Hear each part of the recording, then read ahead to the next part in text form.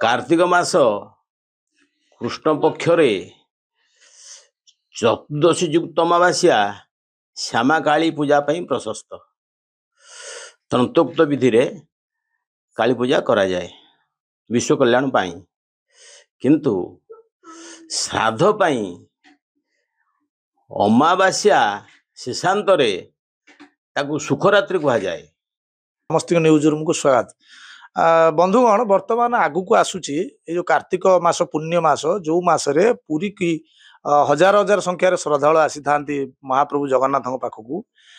दीप जावाई कार्तिक मास पालन करने हबिष करने ये परिप्रेक्षी में गोटे बड़ पर्व मध्य कार्तिक मासरे आसी थाए सी हूँ दीपावली अमावास्या पर्व जो पर्व रे समस्ते पया श्राद्ध करि दीपदान करि किंतु आमर जो पांजिकार माने अच्छी ओडिशा रे विभिन्न प्रकार पांजी प्रचलित होउची ता भितर अनेक समस्या रोची जोटा कि लोक मानक मध्य विभिन्न प्रकार द्वंद्व उपजुची। ए वर्ष लोक मानक मन रे सारा ओडिशा रे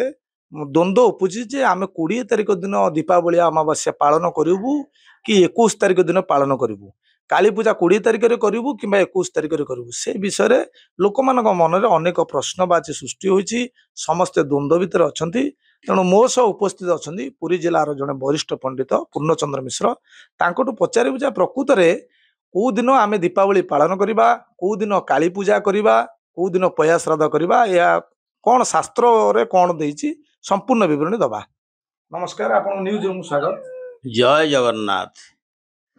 कार्तिक मासर अमावास्या भी तो श्राद्ध दीपदान श्राद्ध से दीपदान श्राद्ध द्वारा पितृलोक परित्यज्य आगताजे महालय उज्ज्वल ज्योतिषा मार्गम प्रपश्यन्ते व्रजन्तुते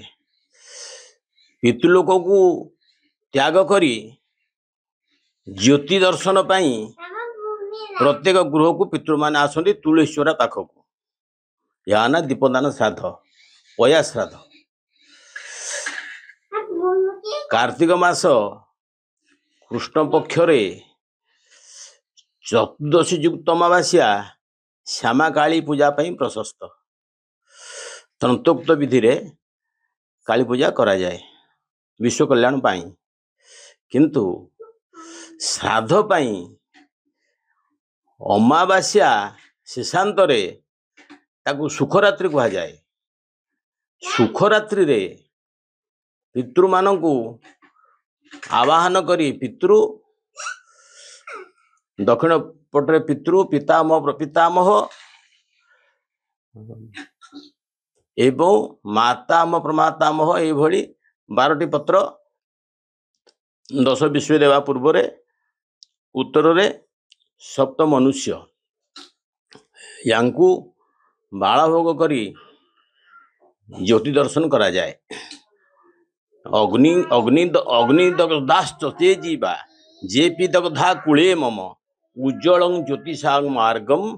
जयेदं व्योमवर्ती नाम। व्योमवर्ती बोले आकाश दीप आकाश को दीपदान करी उज्ज्वल अग्नि दग्धा जो माने अग्नि रे दग्ध हो जाइछंती मनुष्य कीट पतंग ठारू पशुपक्षी पर्यंत समस्ते यही दीप द्वारा से परितृप्त हुंतु एवं मो वंश रे मु जो वंश रे जन्म होईची से वंश रे जो माने सब पितृ मान अछंती जदि एई भली के ही थांती तेबे यही दीपदान द्वारा से माने यथास्थान प्राप्त हुंतु। इति पई अमावास्या युक्त चतुर्दशी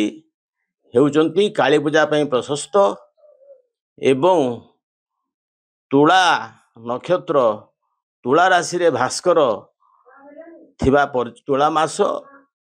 तुला राशि रे भास्कर थिबा जो दिन थिबे सेही दिन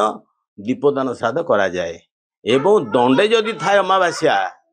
तेबे से दीपदान पई प्रशस्त ये 30 दंड अछि तेणु ये दिन प्रशस्त 21 तारिख मंगलवार दीपदान श्राद्ध पई प्रशस्त 20 तारिख सोमवार काली पूजा पे प्रशस्त। गदाधर पद्धति या कहते तेणु पंडित मान विचार कर जहाँ करेंगे मुक्तिमंडप आमर सर्वश्रेष्ठ स्थान से माने जहाँ कहते आम ताक पाली आसीचु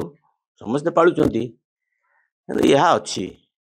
आपण मैंने विचार कर जहाँ करेंगे अनेक पंडित अनेक शास्त्र अच्छा गदाधर पद्धति आम कहूँ जय जगन्नाथ। धन्यवाद। दर्शक बंधु देखुले पंडित कहवा अनुसार गदाधर पद्धति जो शास्त्र आमर रही शास्त्र कहवा अनुसार 20 तारिख दिन आम श्यामा काली काली पूजा करि परिबा 20 तारिख रे एवं 21 तारिख दिन आम जो श्राद्ध करुचे बड़ देउल हो घरे हो कि भुवनेश्वर बिंदुसागर हो से श्राद्ध आम 21 तारिख रे करबा एई कथा गदाधर पद्धति रे देइछि बोली पंडित कहछन्ती। तेणु आपण मैंने देखुले पंडित अति सुंदर भाव बुझेले कौन पे आम श्राद्ध करुचे श्राद्ध कले कौन हुए एवं कौ दिन श्राद्ध करवा कौ दिन काली पूजा करवा। पुरी जिला दांड मुकुंदपुर सत्यजित मिश्र न्यूज रूम।